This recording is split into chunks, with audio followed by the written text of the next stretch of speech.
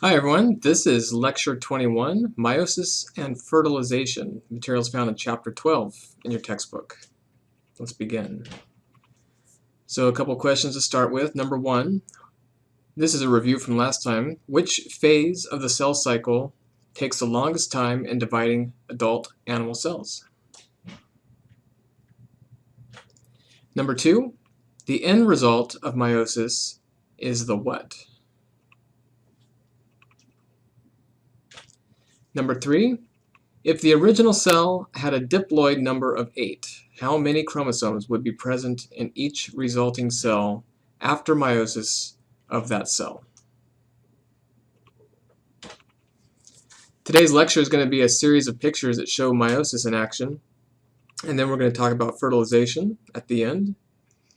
The process we're talking about here is called gametogenesis, simply the formation of gametes, and this is found in the diploid cell.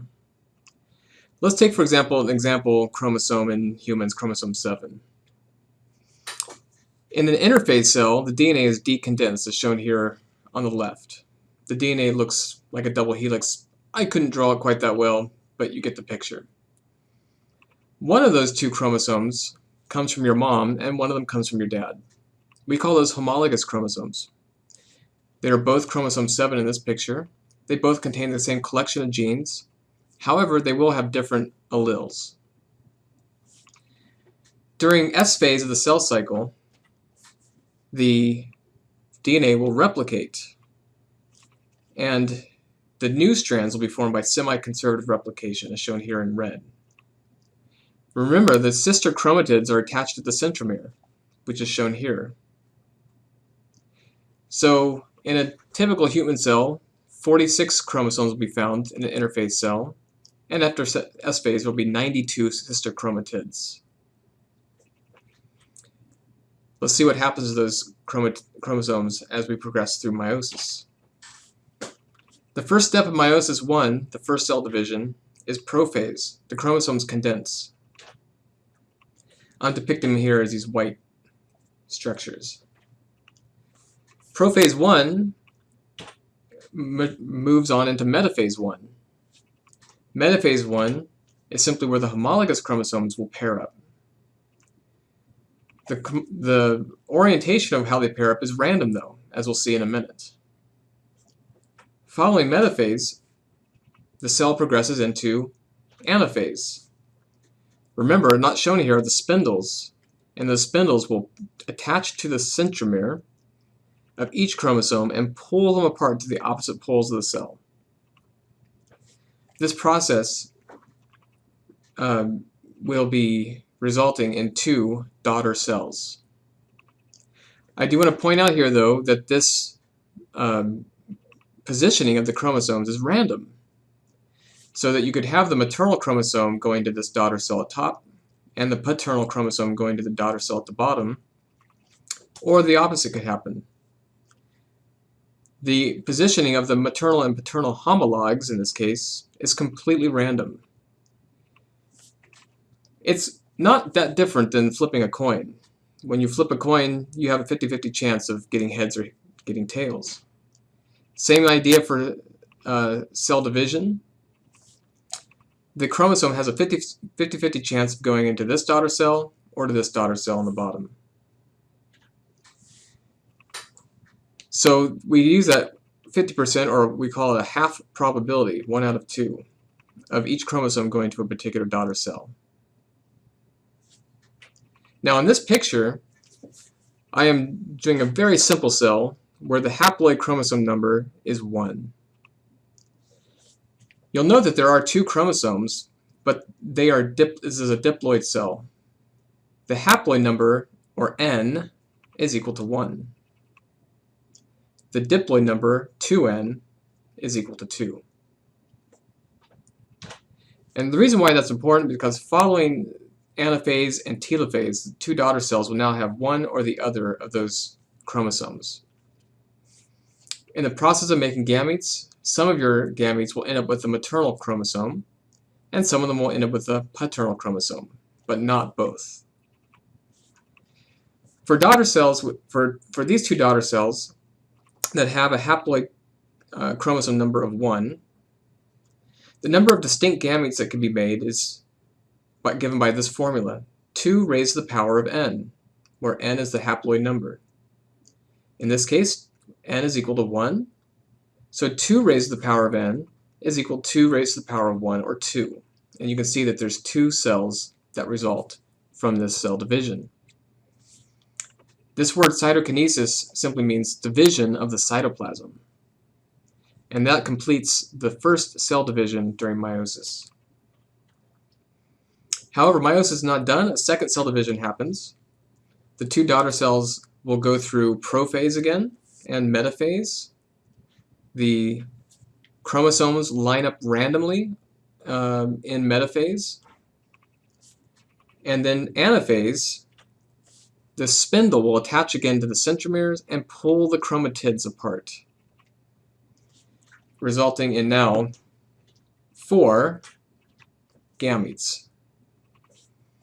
Note, however, that 2 of the gametes have the same chromatid type from the mom, and the other 2 have the same one from the dad. So while there are 4 gametes, there are really only 2 distinct, genetically distinct gametes here. The moms and the dads. That completes cytokinesis 2, the final cell division and final cytoplasmic division. So I thought we'd have a little bit of fun here to figure out how fertilization works.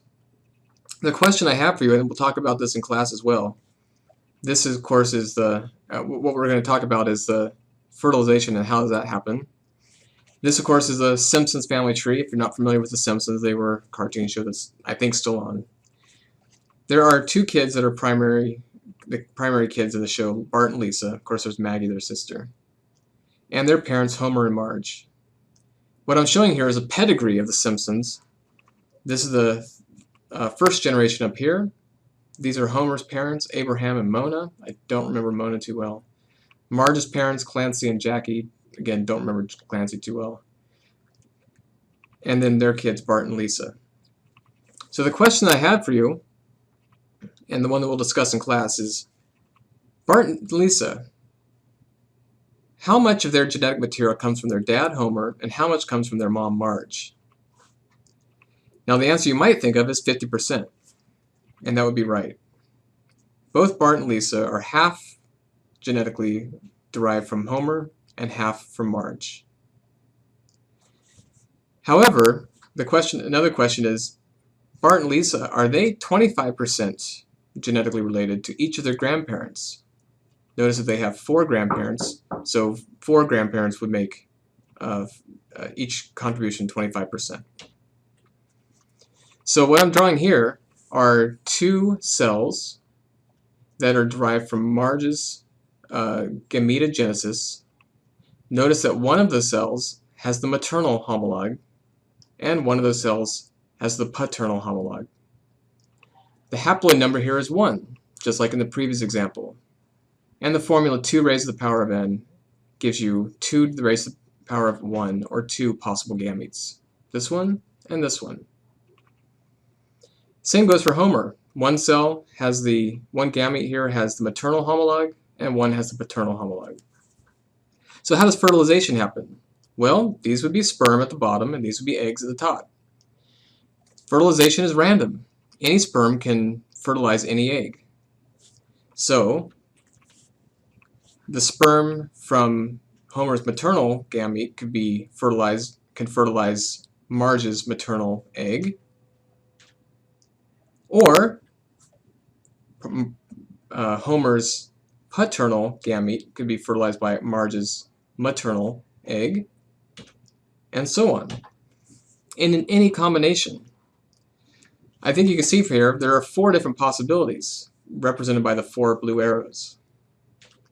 And the way, of course, to show that mathematically is 2 raised to the power of n, again where n is the haploid chromosome number, times 2 raised to the power n, or 2 times 2 is 4 possible zygotes. And zygotes is the name that we give to the fertilized egg. Note that each of these 4 cells, these 4 zygotes, has now a diploid content, meaning 2 one from each parent, 2 in total, so diploid. But notice that each of these zygotes does not contain contributions from each of the 4 grandparents. This one has only the maternal homologs from each parent.